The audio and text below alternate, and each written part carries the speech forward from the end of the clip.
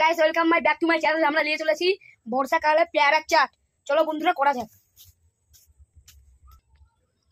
দেখতে পাচ্ছেন বন্ধুরা, ভালো করে ধুয়ে নিচ্ছে আমাদের আলী দাদা।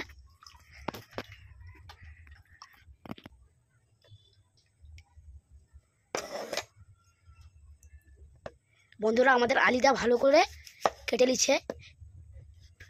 মনে করবেন না যে আমরা এখন ছালটাকে ছাড়াবো না, কেন ছালে বেশি ভিটামিন থাকে।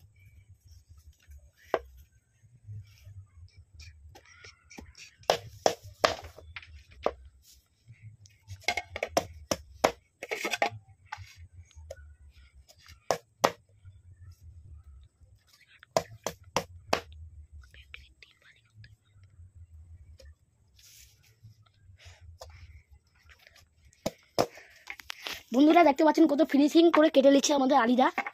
দেখতে পাচ্ছেন,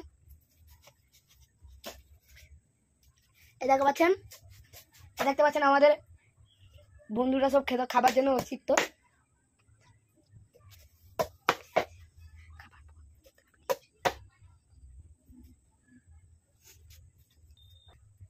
হ্যালো গাইস, আমাদের হচ্ছে পেয়ারা চাটটা রেডি হয়ে গেছে। বন্ধুরা আমাদের ফাইনাল ডিসিশন দেখো।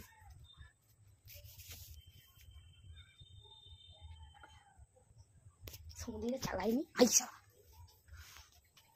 আল্লাহর কি দা